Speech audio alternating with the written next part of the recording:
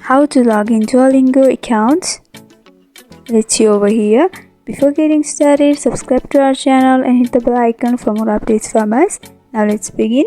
So the first thing is you need to open up your Duolingo application on your device. So once you do that, you'll be able to see this interface. So here are the two options, get started and I already have an account. Since we are trying to log into the account that we already have, you have to go for I already have an account option. And here you need to enter your username or email and password. If you forgot your password, then you can go for forget password option, from where you will be able to reset your password and you can log into your account once again. You can also continue with your Facebook or Google. Once you're done entering your information, you can go for sign in. And after that, you can see my account has been logged in my profile over here. So this is how you log in Duolingo account. I hope this video was helpful. If you have got any queries regarding this video, then you can mention down below in the comment section.